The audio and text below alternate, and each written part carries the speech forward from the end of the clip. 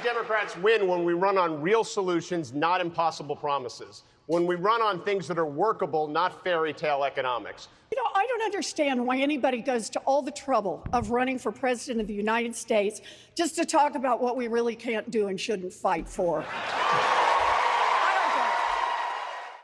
It was the pragmatists versus the progressives at the Democratic debates this week, and it might have been the last shot for some of the candidates. Much more on the debates in a minute.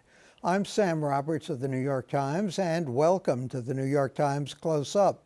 Also on tap, thousands of us have meals brought to our homes by bicycles, many of those people deliver for a variety of food delivery apps. A Times reporter got a first-hand look at their jobs by becoming a bike delivery guy himself. He'll tell you all about it. And Paris, one of the most popular destinations during the height of the summer travel season. But what if you prefer Patagonia to Paris? The New York Times travel section has you covered. We'll talk to the editor. But we begin with the Democratic debate. Many of the candidates on the stage in Detroit this week won't make the cut for the next round of debates in September, so the stakes were especially high. But it was also critical for Joe Biden, whose lackluster performance in the last debate left him open to criticism that he's lost a step or was at least rusty. How did he perform? In 2007, you became mayor. You had a police department you went out and you hired Rudy Giuliani's guy. You engaged in stop and frisk. You had 75% of those stops reviewed as illegal. You found yourself in a situation where 3 times as many African-American kids were caught in that chain and caught up. The Justice Department came after you for saying you were engaging in behavior that was inappropriate. And then, in fact, nothing happened the entire time you were mayor. Mr. Vice President, there's a saying in my community, you're dipping into the Kool-Aid and you don't even know the flavor. You need to come to the city of Newark and see the reforms that we put in place. So what are the major takeaways from the debates? Who were the winners and the losers? Jonathan Ellis is senior politics editor for the New York Times. Eleanor Randolph, a contributing writer for the Times. Frank Bruni wrote the other day in his column, it's possible the Democrats have an overflow of talent, but no one who's precisely right. Is this a question of the perfect being the enemy of the good? Do we ever have the perfect candidate? And is the primary system structured in a way where we may get the perfect Democrat, but not the perfect nominee for November? It's a good question. I mean, I think what you're seeing in these debates, what they illustrated this week, is that this is a Democratic Party that's trying to choose its path. How do you beat President Trump in November? Do you go to the left with the progressives like an Elizabeth Warren, like a Bernie Sanders? Do you go the more moderate tack with a candidate like Joe Biden? That seems to be the big unresolved question of this primary, and I'm not sure that this week's debates actually went all that far in resolving it. Eleanor, what do you think? Well, I found these 2 debates very distressing, especially the second debate, which, okay, it's time for everybody to go after Joe Biden because he's the guy who's ahead. That's just normal. That's politics. But what you had were a lot of Democrats criticizing the Obama administration. Well, frankly, that's just crazy. Most Democrats really admire Obama. I mean, and yearn for the day when an Obama-type creature can come back to the presidency and get rid of Trump. And so I found the infighting distressing. Jonathan's right. It is the progressives versus the pragmatists, and there should be some way for them to come together by the time they actually challenge Trump. But to go after Obama and the Obama administration just made me crazy. But if they hold on to Obama, doesn't it become a case of change versus continuity to some extent? That's possible. I mean, to answer your earlier question, I think the risk that the party runs is that there probably is no perfect Democrat who's going to satisfy everyone. You have this entire spectrum of candidates from, Biden to the Sanderses and Warrens of the world, and whoever becomes the nominee isn't going to satisfy everyone. That's becoming very clear. So that does open up this question of, if you want to beat President Trump in November, how do you rally the entire spectrum of Democratic voters out there to back the nominee? And these debates are showing that could be a contentious fight. And could you do it by picking a vice president? Is that going to make a big difference if you pick a Biden for continuity and someone else for change? Does that sort of balance the equation, or doesn't that matter much anymore? Well, who knows? One of the things I hope the next debate, that one of the questions for each candidate is, will you support and work really hard for whoever the Democratic nominee turns out to be? Because, one of the things that happened with the Hillary Clinton, Bernie Sanders really didn't seem to work very hard or very enthusiastically to bring his people to Hillary Clinton. And so this division, the real question for the Democrats should be how do you bring them together, and will these people who feel very strongly, if Elizabeth Warren isn't the nominee, say, will she get out there and show her people how important it is, no matter this imperfect vessel that is the Democratic nominee, is better than Donald Trump? Has there been any winnowing down yet from the debates? Jonathan, if I remember right, the end of May, you made a prediction. You said there will be a new hot candidate by the end of the summer, and by the end of the summer, this candidate will no longer be hot. Do you want to say who that is or was? Or? You're using my words against me. I know, I have a good memory. Yes, I'm not sure that a new hot candidate has emerged this summer, but certainly what you're seeing is somebody like Pete Buttigieg, the mayor of South Bend, Indiana. He was certainly the hot candidate, I think, when I made that prediction in the spring, and he's really started to fade to the background.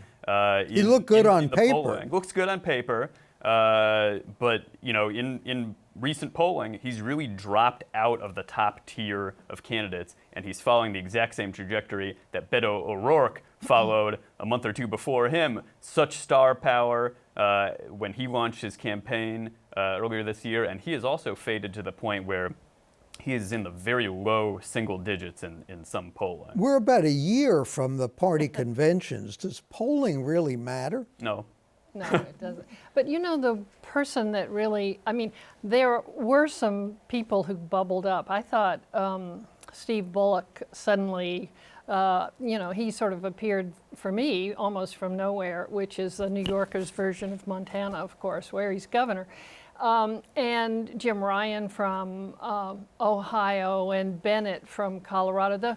Those sort of centrists moved into position, and to me, they were very strong and very interesting in a way I had not heard before. Is it fair to hold Biden to a standard of he was still standing by the end of the debate? Is that, obviously he did better in this debate than the last one, but is that a high enough standard for him? Well, as one of our colleagues, Reed Epstein, put it, the bar he had to clear was about the height of a credit card, which he successfully cleared. There's no question that he was in better shape in the second debate than he was the month before. But that is a good question as to whether he deserves to be held to a higher standard after having been in political life for so long. When are we going to see the front runners actually go, if not head on head, something closer to a real debate? I think that could happen in September. So the next debates are scheduled for September 12th and 13th. If there are 10 or fewer candidates who qualify, they'll just do it on one night. And that would really allow us to see all of the top candidates together on a single stage. One of the big head-to-heads that has not happened yet is Elizabeth Warren and Joe Biden. They have not been on the stage together yet, but that could very well happen in September. That'll be interesting to see. And what will the criteria be for getting on the stage in September? they're really escalating the criteria. And, you know, the Democratic National Committee, I think, wanted these first two debates to be big tent debates so that they couldn't be accused, the party could not be accused of keeping people out of it. But they want to winnow the field. So for September, one of the criteria is the number of people who have donated to your campaign. It could be any donation, could be $1, but the total number of people who have contributed. So for the first debate, you could get in if you had 65,000 donors.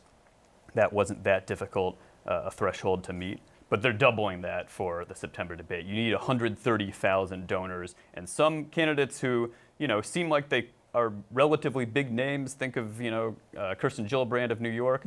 She's in trouble of not meeting that. Thanks to Jonathan Ellis and Eleanor Randolph for joining us. And coming up next, you think your job is tough? Try delivering meals on a bicycle for one of the many food delivery apps. We'll hear from Times Metro reporter Andy Newman. He did just that.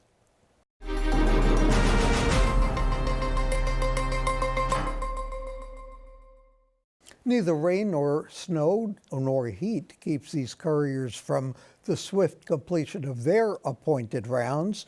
No, I'm not talking about postal workers. I'm talking about the folks who bring you meals by bicycle, working for food delivery apps like Seamless, DoorDash. Ever wonder what their jobs are like? New York Times Metro reporter Andy Newman did, so he spent 6 days as a food delivery man. Now, you're writing about jobs, you say, that define our time through the eyes of the people who do them. Why did you pick food delivery men first? That's a good question. I wanted to write about a gig economy job because that is sort of the larger movement that is helping define our time. And I have always been kind of looking at food delivery guys. Sometimes, you know, you just notice them when you're about to get run over by one. But sometimes they're just, you know, there and they're everywhere. And I realized I didn't understand what their job was. And what'd you learn, Andy? So I learned that delivering for the apps, which is what I did, is very different from delivering for a restaurant, because those guys are also still out there. There are people who work directly for restaurants, and then there's people who work for these apps. If you work for an app in New York, you probably work for more than one at the same time because you're trying to make a living. And so you will have app number one, let's say Uber Eats, send you an order, and then you have to decide whether to take it or not, and you'll say yes. And then you'll have another app, Postmates, send you a potential order, and you have to decide whether you want to take that one and this one at the same time. And Uber Eats is not telling you where you're taking the order to, only where you're picking it up from. So you have this kind of multivariable equation that you're trying to solve in your head, and while navigating traffic in New York City, which is a stressful thing to do in any case, but trying to do it while you're paying attention to all these pings coming in on your phone, and you're like looking at cabs and buses and cops and pedestrians. Is that why the food comes late, or? There are any number of reasons why the food comes late. A lot of the delivery guys were saying that often the restaurants are late. So they'll send you to the restaurant, you'll get to the restaurant, and maybe you'll have to wait 20 minutes for the thing to be ready, and you're being paid some tiny, tiny fraction of $1 to, you know, wait 20 minutes at a restaurant. So there's all these factors that are kind of beyond your control. Can you, in fact, make a living doing this? Yes, there are plenty of people in New York. I mean, most people who ride for these apps do it part-time, and I think that's the same across the country. There are hundreds and hundreds of thousands of people doing this job right now. I believe most of them are doing it as a supplementary thing, but there are lots and lots of people who do it for a living, and I met some kind of the Jedi Master guys who really know how to do it, and the longer you do it, the more you do it, generally the more money you start to make, especially if you're very smart. But it's a hard way to make a living. No, I hope you didn't take it personally, but you said that about 2/3 of the people you delivered for did not tip. I find that amazing. I found that a little bit surprising too, and maybe it is a reflection on me. Maybe it's a reflection on the fact that a couple of the days that I went out, I was wearing a camera on my chest. A camera on my chest, and maybe someone saw that and kind of was like, "Who's this guy and what's he up to?" But there were people who were just like open the door, take the bag, close the door. And I was just, it was a little bit, sometimes it felt a little bit kind of dehumanizing, which again, people who do it for a living say you just have to develop a thick skin and get used to it. And there were surprising class differences in who tipped and who didn't. Yeah, I talked to another guy, a friend of mine who's actually been doing it for years, and he said, you know, what he said was the delivery to the projects, those people there will always tip you something because they kind of understand, they're in the hustle and they understand that you're just trying to keep your head above water. And that often some, like, he used the example of like an NYU student or someone who was just kind of rich and on a trust fund and didn't really have to think about money, doesn't understand the value of things and will just like forget. Now, as a result of your story, DoorDash changed their tipping policy. Did it change it much for the better? So this is one of the more interesting unintended consequences of this story. DoorDash has this policy where, let's say they offer me $7 to deliver your burrito, right? If you tip me $3 on the DoorDash app, I'll still get $7. DoorDash will say, well, he tipped you $3, we're only going to give you $4. If you tip me $0, I'll get $7 because that was what DoorDash guaranteed me. So in effect, when you give me that $3 tip, it's not going to increase my bottom line. It's basically going to DoorDash's bottom line to kind of subsidize their system, which sounds like a terrible situation. And consumers, the customers, when they read about that, and this is something there's been past bad publicity for, but for some reason, this was a story that a lot of people read. Customers got very upset and said, why am I tipping DoorDash, not my delivery man? I'm never going to order DoorDash again. Or they said, I'm only going to tip the delivery guy cash because then he actually gets it, obviously. So DoorDash, after several days of this, said, okay, fine, we're going to end this policy.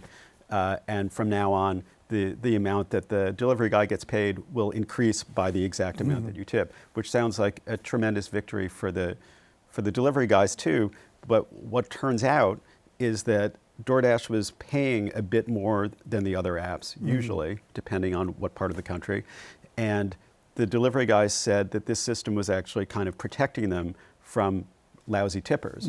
So it's bad if, you know, it's a $7 delivery and you get a $6 tip and you don't get it. So that doesn't work either. Well, if Andy Newman comes to your door with food, please tip him. Straight ahead, maybe the beautiful Patagonia, Riviera, beaches in Bali, exactly what you have in mind. You might prefer buffaloes to Bali, choose to visit Kruger National Park. The travel section will get you there.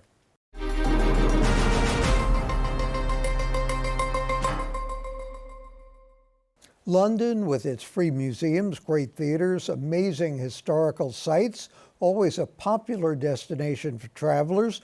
More and more people are choosing to check out the Forbidden City in Beijing, China, looking for less discovered places, taking climate change into account among the big trends in travel these days. New York Times travel editor Amy Virshup has her finger on the pulse. Amy, you've been travel editor of the Times. What have you learned as being travel editor? How has it affected your decisions in where to travel? Well, one of the things I have been thinking about a lot is this whole issue of over-tourism. And don't go to Mount Everest, right? Exactly, or actually Mont Blanc. We just did a piece about how, not quite at the same level, but Mont Blanc is actually very overcrowded right now, too, as more people want to climb it, and also climate change has made it more difficult to climb because there are landslides and things like that that are have been affected by the warming temperatures. But over-tourism, I went to Barcelona a couple of years ago. It's a great city, but if you try and walk on the Rambla, you're fighting the crowds. And so one of the things that we recently did was a issue on okay, here's this really great place that's terribly overcrowded, and here's an alternative that maybe you should think about and check out that is, if not equally beautiful, has its own charms and beauties, and you'll be there with a lot fewer people than you will be in Barcelona. So in Spain, it was Valencia, which is also a beautiful city with beaches, instead of Barcelona. In the Netherlands, Amsterdam, another great place, but also very, very crowded. We suggest Delft or The Hague, which has incredible museums. The Mauritshuis is in The Hague, and you can go see Vermeers there. So, why not go there instead? Do people take other things into account these days? Safety, security, Brexit, exchange rates, or do they really go because there's certain things they want to see? Well, I mean, I think safety and security are always big questions for people. And I think, there are destinations that people worry about going to. Take, for example, Egypt. I think, Egypt has incredible history and sights to see, but their tourism has really fallen off, but is slowly building its way back up because people are concerned about security, but now are feeling a little better. How do people book their trips nowadays? Do they go to travel agents? Do they go online? Do they use apps? What is the most efficient, effective way to do that? I mean, I think everybody now starts online, and they start by checking out airfares and figuring out what it's going to cost them to go where they want to go. There has been something of a move to travel agents. We're hearing that the travel agent has been revived a bit. I think for really wealthy people, the travel agent has never gone away because they want somebody to smooth everything out and make sure everything runs smoothly for them. But I am hearing that other people are going back to the travel agent because if you go online, there is so much choice, and you look at the websites, and they have reviews, all look great, and they have ratings, and everything looks great, and you're sort of like, okay, how do I actually make a choice here? So I think that the people yearn for expertise, and so I think that's what they're after. When we have reporters covering a trip, covering a location, covering a hotel, do we pay for those things, or do we ever let the hotel or anyone else pay? How does that work? That has been a big issue, which I have landed in the middle of. We do not take freebies. The New York Times is, in fact, one of the few outlets still out there that does not take free things. We don't take what are called, we don't take comps, we don't take press trips, we don't take what they call fam trips, which are about familiarizing yourself with a place. So if we send somebody somewhere, we're paying for the hotel, we pay for the airfare, we pay for every meal. We do not take free things. And where are you going next? I am headed to Brittany in a couple of weeks. I'm going to be there with my family. Well, enjoy, and thank you for joining us. Amy Virshup, the travel editor of the New York Times. Lots of good things in that travel section, and of course at nytimes.com. And I'll add my thoughts on CODA coming up next.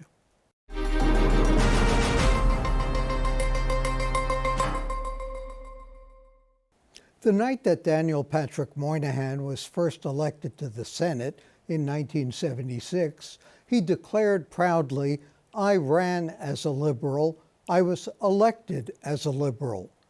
Ed Koch called himself a liberal with sanity. Since then, New York's Liberal Party has been succeeded as a fusion cudgel by the Working Families Party. It calls its agenda progressive. And now, like latter-day Sleeping Beauties, Governor Cuomo, Mayor de Blasio are looking in the mirror and sparring over who's the most progressive of them all. In his Devil's Dictionary, Ambrose Bierce defined political philosophy as, quote, a route of many roads leading from nowhere to nothing. Governor Cuomo suggests, less cynically, that progressive has less to do with ideals and more with getting things done. You can't be a progressive, Cuomo says, without making progress. The mayor's pointless presidential campaign evokes another maxim, this one by Andrew Cuomo's father. Campaigning is poetry, governing is prose. De Blasio was reminded of that during the campaign debate this week. He was heckled when governing the Eric Gardner case intruded. Before the mayor was even elected, Thomas Edsall wrote in the Times that de Blasio was running on, quote, left principles rarely heard of from a major politician in recent decades.